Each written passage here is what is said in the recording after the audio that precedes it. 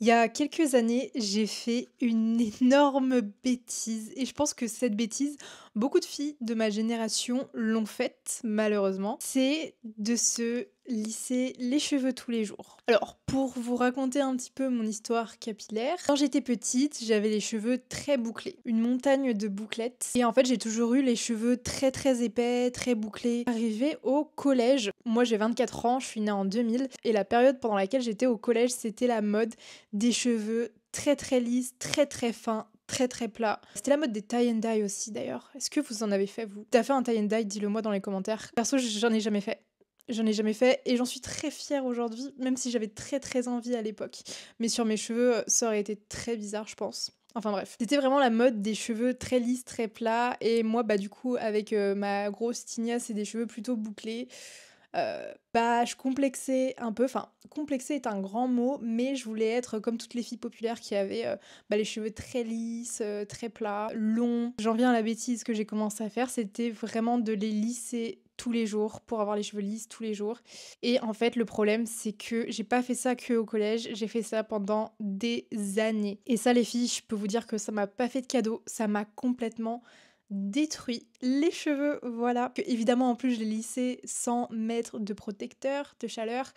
Bref, catastrophe. J'ai eu un petit déclic, c'était quand? C'était, ouais, ça devait être en 2021-2022. Mes cheveux étaient vraiment devenus en fait, ils avaient plus aucun volume. J'avais vraiment des cheveux qui étaient devenus tout plats, alors que de base, je le redis, j'ai vraiment pas les cheveux comme ça tout plat, tout fin, alors que normalement j'ai énormément de masse et ils sont très épais. C'était devenu complètement l'opposé et vraiment quand j'ai réalisé ça, je peux vous dire que ça m'a foutu une claque et j'étais en mode oh, j'ai fait une bêtise. Du coup, je me suis lancé le défi de faire un peu bah, tout mon possible en fait pour récupérer un maximum de mes cheveux naturels. Aujourd'hui, comme vous le voyez, enfin j'ai plus les cheveux 100% bouclés. Après là, j'ai fait une sorte de brushing, donc forcément, j'ai pas fait en sorte que mes bouclettes soient apparentes et je ne le fais plus parce que c'est pas ce que je veux.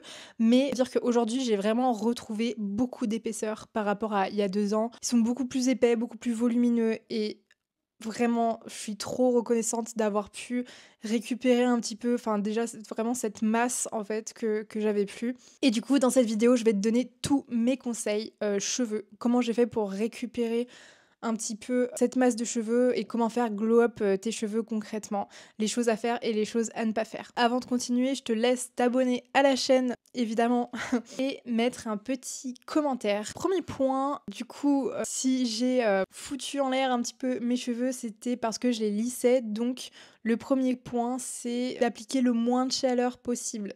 Donc il y a les lisseurs, les boucleurs, le sèche-cheveux aussi. J'ai vraiment diminué en fait le plus possible. Alors je le fais encore, hein, enfin voilà ce que je vous ai dit, je me fais des brushings et tout.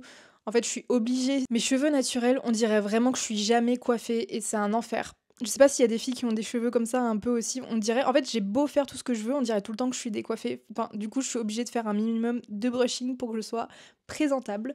Mais à chaque fois que je mets de la chaleur, maintenant, je mets un protecteur de chaleur. Donc il y en a plein, il y a sous forme de spray, sous forme d'huile, vous pouvez regarder sur internet, mais c'est important et ça va venir vraiment protéger votre cheveu. Mais voilà, en fait si vous le pouvez, vraiment essayez d'utiliser zéro chaleur quoi. Je vois il y a des filles, elles ont la chance d'avoir bah, celles souvent qui ont les cheveux justement plutôt raides et plutôt enfin voilà qui se coiffent assez facilement, utilisez pas de chaleur en fait parce que enfin ou vraiment le moins possible parce que vous avez de la chance et vous pouvez vraiment avoir des cheveux en tellement meilleure santé en fait. Moins il y a de chaleur, mieux vos cheveux se portent.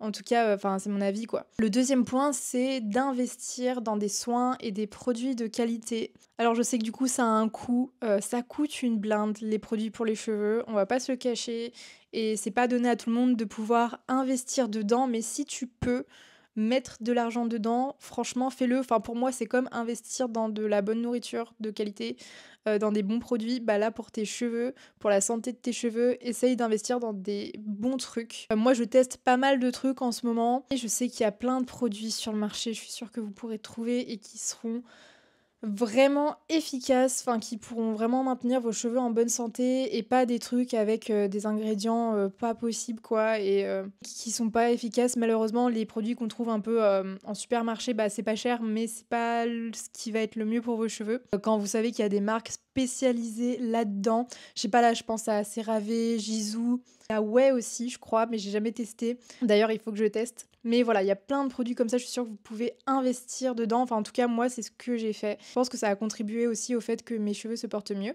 Troisième point, ce que vous pouvez faire aussi, c'est prendre des compléments alimentaires. Alors, j'en ai déjà parlé, je crois, mais moi, je prends beaucoup ceux de chez Luxéol. Après, il y a plein de marques qui font ça. Luxéol, j'espère que vous me sponsoriserez un jour parce que moi, je kiffe. Je sais pas pour qui je me prends, j'ai 2000 followers, littéralement. Mais pour plus tard. On croise les doigts. Dans les compléments alimentaires, souvent, vous avez des ingrédients qui vont stimuler la pousse des cheveux et qui vont venir renforcer votre cheveu. Et d'ailleurs, il y a plusieurs formes. Il y a sous forme de gélules, de gummies. Je crois qu'il y a même des trucs à boire. Enfin, il y a le choix, en vrai. Et en vrai, n'hésitez pas à tester ça. Ça peut aider en plus. Moi, je sais que quand je fais des cures, je fais souvent des cures de 3 mois, mais tu peux aussi faire 6 mois. Enfin, ça dépend de ce que tu prends. Et 3 mois, je vois en vrai plutôt un bon avant-après. Évidemment, en fait, je pense que pour faire vraiment glow up vos cheveux, c'est pas d'appliquer un seul des points que je cite, c'est vraiment l'ensemble des trucs que je vais citer qui va faire que vous verrez une amélioration. Ensuite, j'applique énormément de masques avec des huiles et une sorte de lotion dans mes cheveux. Alors, je vais vous expliquer. Enfin des sérums plutôt, on va appeler ça comme ça, c'est mieux. J'essaye de faire le plus souvent possible des bains d'huile. En ce moment, je mets de l'huile de ricin et de l'huile de nigel. L'huile de ricin, ça va venir stimuler vraiment la pousse des cheveux. L'huile de nigel, je sais plus ce que ça fait exactement. Je vous l'afficherai à l'écran. En tout cas, j'essaye de faire ces bains d'huile le plus souvent possible et je les mets en fait sur le cuir chevelu principalement. Je laisse reposer au moins 1 heure avant de faire mon shampoing. Pareil, les huiles, vraiment, j'ai l'impression que ça vient contribuer. Enfin, ils sont plus doux, ils sont plus solides. Enfin, je les perds moins. Vraiment l'impression que ça fait un effet de fou. Et du coup, le sérum, enfin, tous les jours. Alors, moi, j'ai celui de Aromazone. C'est sous forme de goutte. En fait, c'est pas de l'huile, donc il n'y a pas besoin de rinçage. C'est un sérum que tu viens mettre sur ton cuir chevelu, pardon. J'en mets matin et soir. Donc voilà, c'est de l'entretien, mais encore une fois, on n'a rien sans rien. Hein, si vous voulez des beaux cheveux, c'est voilà, malheureusement c'est comme ça.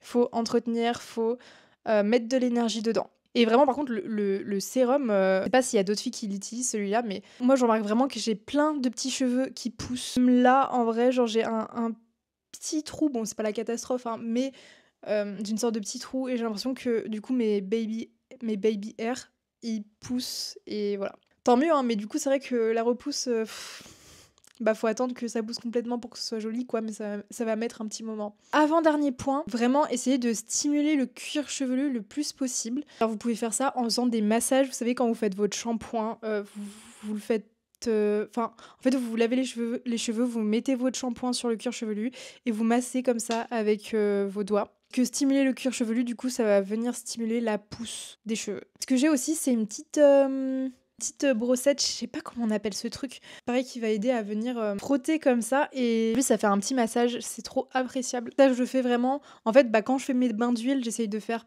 pénétrer un peu l'huile dans le cuir chevelu avec ma petite brossette et quand je fais mon shampoing aussi, je refais. J'essaye de faire le plus souvent possible. Le dernier point que je voulais aborder, c'est essayer de pas trop les attacher ou alors vous savez avec des élastiques un peu satin, imitation satin, enfin je sais pas si c'est du satin exactement à chaque fois sur les trucs. Comme ça les agresse pas en fait. Moi j'ai encore un peu le réflexe de les attacher avec des élastiques comme ça. Le problème c'est que quand ils sont trop serrés, bah en fait ça va les abîmer. Moi je les attache pas trop mais je sais qu'il y a des filles qui s'attachent presque tout le temps les cheveux, à utiliser plutôt du coup d'autres sortes d'élastiques. Vous avez également mis dans le point, mais ça je l'ai pas encore fait, mais là faut que je m'en achète un. Soit vous pouvez mettre des têtes d'oreiller en satin, soit vous achetez un bonnet en satin que vous mettez juste la nuit pour protéger les cheveux. Têtes d'oreiller en coton, faut savoir que pareil ça va venir casser un peu vos cheveux.